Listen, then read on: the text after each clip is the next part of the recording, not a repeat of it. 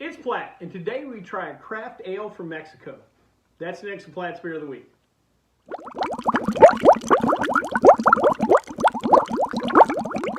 So the particular beer we have today is the Colibre MPA, MPA standing for Mexican Pale Ale. On their website, they don't really tell us a lot about what makes a pale ale, a Mexican pale ale.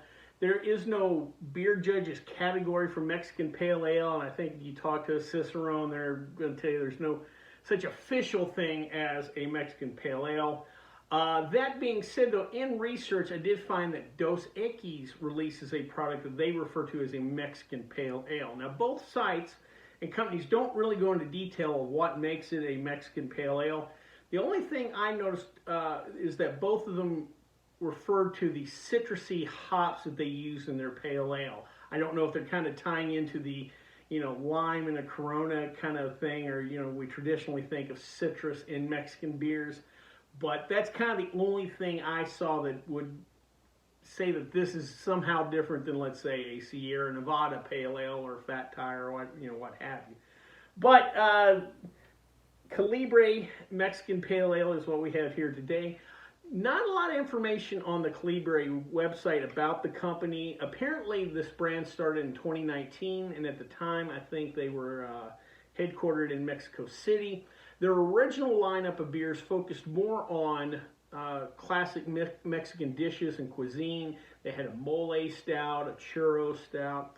I would have really liked to try the mole stout because I think mole and stout beer, I think those flavors work well together. So that sounded like an interesting beer. Now, on their website now, they do refer to, if you go on their blog, apparently they went through a rebrand in 2021, and they kind of talked a little bit back then, they kind of changed their beer lineup. One of the things, too, is they changed the look. Color theme is a big deal. Each beer has its own color. And what they're really catering to is the concept that, well, there's craft beer, or there's imported beer, there's imported Mexican beers, then there's craft beers. They are an imported Mexican craft beer. They're kind of a hybrid of the concepts. They also are really catering toward the millennial crowd and people that are kind of new to the craft beer scene. That's kind of the niche they are going for. A lot of references to EDM music. I think they even have some music on the website, what have you. So that's kind of the young hipster crowd is what they're really catering to. The beer itself is produced in Tecate, Baja, Mexico, just across the border from San Diego.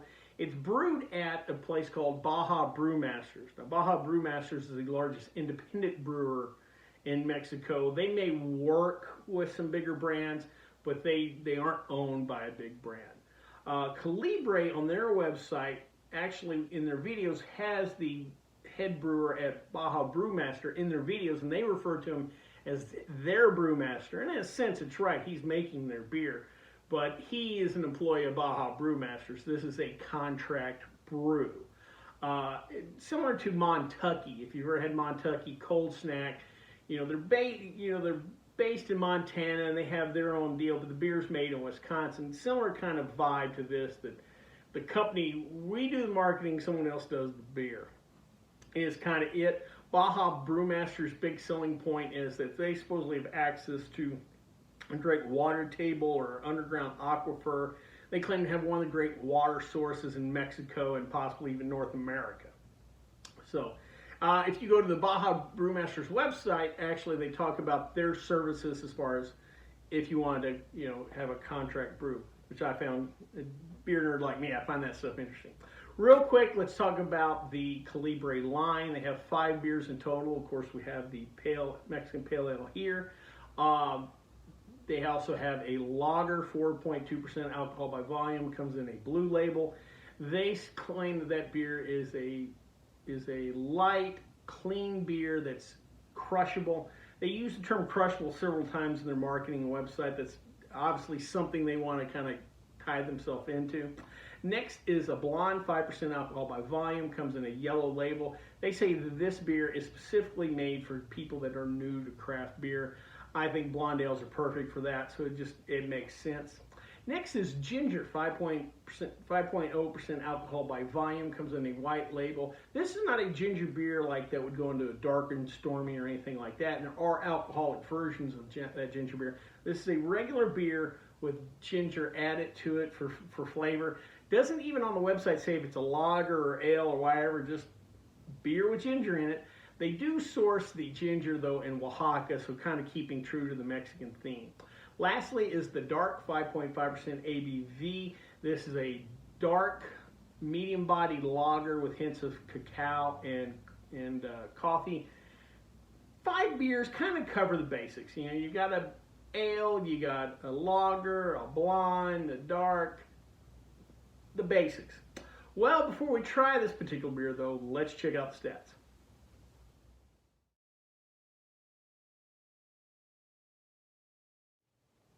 So today I thought we would kind of keep talking about bars. Last beer video I did, I talked about some of the hot spots in Tokyo. Since this company started in Mexico City, one of the great metropolitan areas of the world, you know, ranks up there with the Paris, New Yorks, Londons, Tokyos. So today I thought we'd talk about a couple of the hot spots in Mexico City. I've never made it down there. That's on the bucket list. We'll get down there soon enough. First is La Clandestina. Hopefully I said that right. It is a cozy little bar with one of the great mezcal selections in Mexico City. If you're going to go down to Mexico City, do the team a favor. No Coronas, no frozen margaritas. Kind of expand yourself. Also, yes, tequila is from Mexico, however, but give some mezcals a try. Even if your mind, you're like, oh, that's kind of like tequila. Mezcal's different. Give it a try. They have a great selection down there. Next is Patrick Miller's. Yes, kind of an Anglo name from Mexico City, but apparently this is one of the great nightclubs, dance clubs in Mexico City. Supposedly it's been around a while. I don't know if it's kind of like a Studio 54 thing where it's like the OG dance club, but it has a reputation down there. Also has food, which, you know, you'll build up a little hunger if you're out dancing. And well, I gather also has good prices. If you come out to Vegas, I'm going to tell you the clubs don't have good prices out here. So if you can find a nice dance club, you know, with food and decent prices, it sounds like my kind of spots. Lastly is the Balmori Rooftop Bar. Again, Mexico City is one of the great metropolitan areas of the world. Fabulous skyline. If you're going to go down there, you definitely want to probably spend some time in a rooftop just seeing the city view. The Balmori gives you that, some, you know, classic cocktails, good food, DJs at night, open air. Sounds like a winner to me. Well, enough about that. Let's drink some Mexican beer.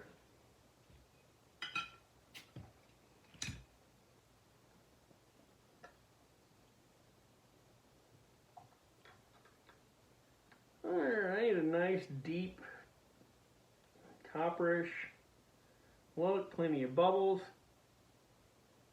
All right, nice little hop punch on the nose. Very standard pale ale-ish right now. All right, let's go in.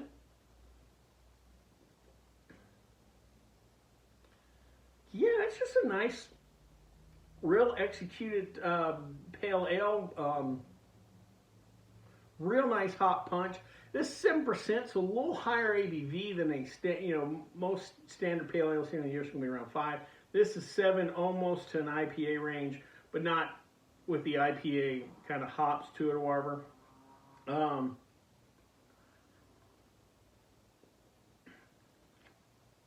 Body is nice. It's drinkable, but it has some substance. I do get the citrusy hop note that they talk about. But again, this is not making me think of, oh, a lime in the beer or whatever. But I do get that note that they talk about. Nice, well executed beer. I don't know if I would think that it was a great pale ale. It's just a nice, well executed pale ale. Also, again, I don't get enough of that citrusy note where I think they've got something different. That being said, though, if I was in a club and this is what, you know, hey, what do you got for a pale ale? If they gave it to me, this would be just fine for that. Yeah, no, just nice, you know, nice, well executed, straightforward pale ale. I just don't get, you know, where it's a Mexican pale ale, though. Well, I hope you liked this video. If you did, please subscribe down below. Also, please like the video because it lets YouTube know we're putting out good content. If you have any questions, comments, concerns, or beers that you'd like me to try, please leave them in the comment section, or you can always contact me on the Twitter page.